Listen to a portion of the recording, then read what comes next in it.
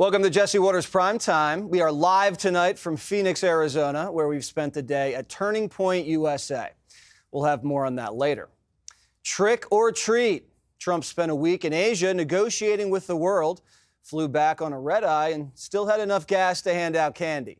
If this were Joe, he'd be sleeping until Thanksgiving.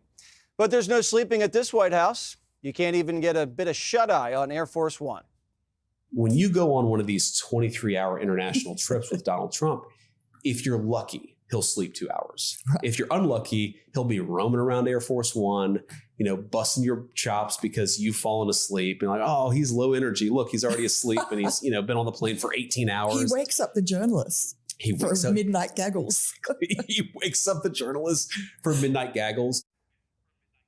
No one was sleeping on this trip back home. If the president didn't wake you up, the turbulence did. These are rough winds in Asia. I must tell you, this is a rough flight. We could have waited an hour, maybe.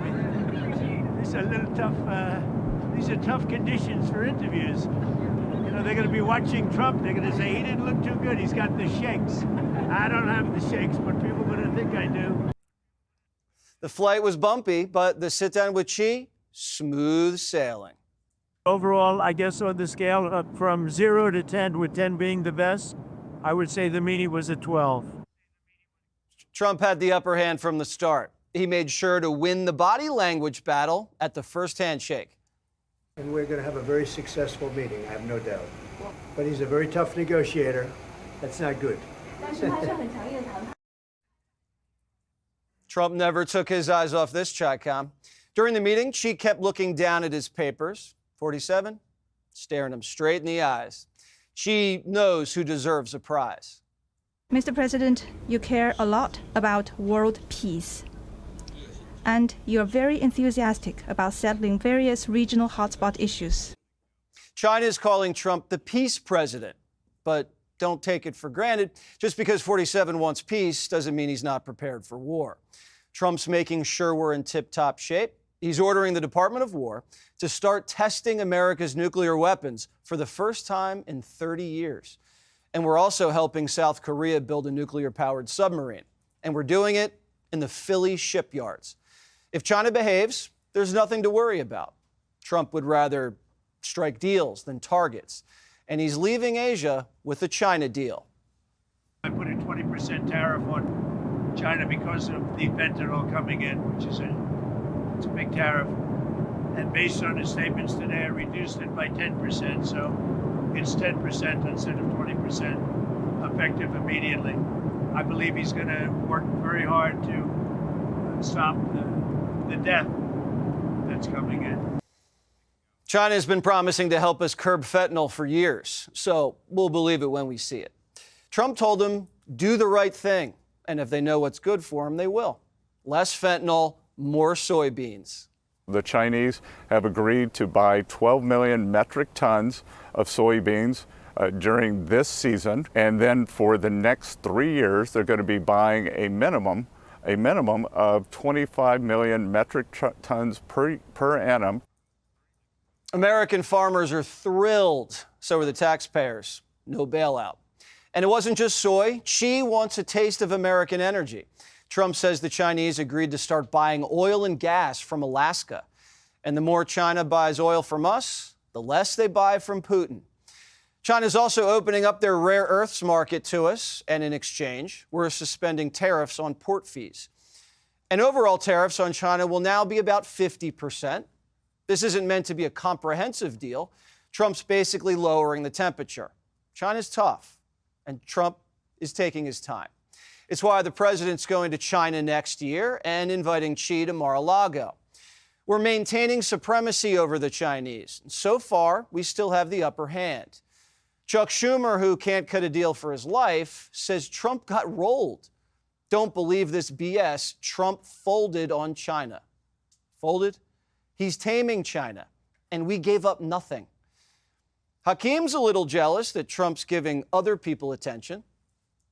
Donald Trump has spent more time talking to Hamas and the Chinese Communist Party than he has in talking to Democrats on Capitol Hill to end the Trump shutdown. Whose fault's that, Hips? Trump just came home with peace deals and trillions in new business. What have Dems done besides shut down the government? Fetterman's not mad. He's disappointed.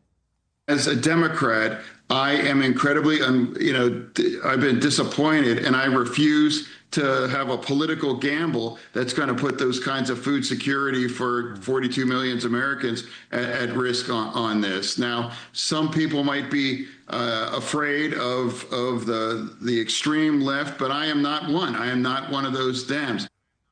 Maybe Democrats are mad that Trump was lavished with special gifts by all his new friends. The South Koreans literally drenched him in gold.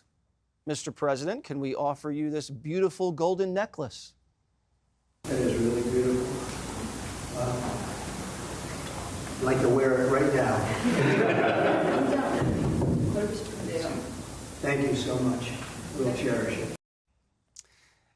It was a nice gesture, but Trump had his eyes on something else, the golden crown. And they asked, Mr. President, may we do the honor? The Cheonmachong gold crown symbolizes the divine connection between the authority of the heavens and sovereignty on earth. It symbolizes the spirit of Shilla, which brought peace to the Korean peninsula for the first time, and the opening of the golden age of the Korea-U.S. alliance. The divine connection between the heavens and sovereignty on earth. Wow. Are the South Koreans calling Trump the new Messiah? Not even Barry got a crown. And the South Koreans just gave this president a crown to a dynasty that goes back to the 1st century BC. Don't worry, Trump's not actually the king of South Korea. The crown's only a replica. Trump's just the king of America. Not our words.